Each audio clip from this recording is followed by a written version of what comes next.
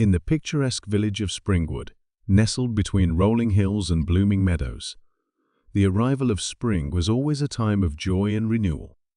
The air was filled with the scent of fresh flowers, and the villagers eagerly prepared for the annual spring festival. But this year, the season brought with it an unsettling mystery that would cast a shadow over the cheerful town. It all began on the eve of the festival, when Miss Eleanor Harper, the beloved schoolteacher, failed to appear at the town square to oversee the decorations. Eleanor was known for her punctuality and dedication, so her absence was immediately noticed. Concerned villagers searched for her, but she was nowhere to be found. The only clue left behind was a single crumpled note in her classroom that read, "Beware the shadows of spring." Detective Arthur Lane, a calm and methodical investigator with a knack for solving perplexing cases, was called in to unravel the mystery. Lane had a quiet demeanor, but his sharp intellect and attention to detail made him the perfect person to tackle the strange disappearance. Lane began his investigation at Eleanor's cottage, a quaint little house on the edge of the village. The door was unlocked, and inside, everything appeared to be in order. Her teacup sat on the table, still half full, and her knitting lay neatly on the armchair. It was as if she had simply stepped out for a moment. But Lane noticed something unusual, a small muddy footprint near the back door, leading into the garden. Following the trail, Lane discovered a series of faint footprints that led to the edge of the woods.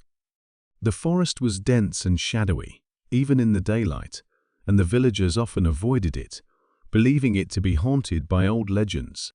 Undeterred, Lane ventured into the woods, his lantern casting flickering light on the path ahead. As he delved deeper, he stumbled upon an old, abandoned cabin hidden among the trees. The door creaked open to reveal a dimly lit interior, filled with dusty furniture and strange, hand-drawn maps of the village. In the corner of the room, Lane found Eleanor, bound and gagged, but unharmed. Her eyes widened with relief as he untied her. Once safe, Eleanor explained that she had been lured to the cabin by a mysterious figure who claimed to know a secret about her past. The kidnapper had spoken in riddles, warning her of the shadows of spring and insisting that the village was in danger. Before she could learn more, she had been tied up and left alone. Lane's curiosity was piqued. Who would want to frighten Eleanor and disrupt the festival? And what did the cryptic warning mean? Determined to uncover the truth, he began piecing together the clues. The maps in the cabin suggested that someone had been observing the village for months, marking key locations and events.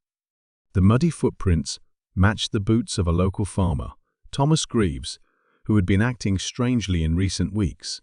Confronting Thomas at his farm, Lane discovered that the man had been coerced into helping a shadowy figure who had threatened his family. Thomas revealed that the mastermind behind the plot was none other than Victor Holloway, a disgraced former resident of Springwood who'd been banished years ago for theft and deceit.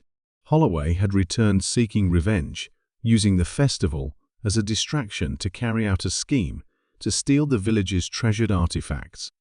With Thomas's help, Lane set a trap for Holloway during the spring festival.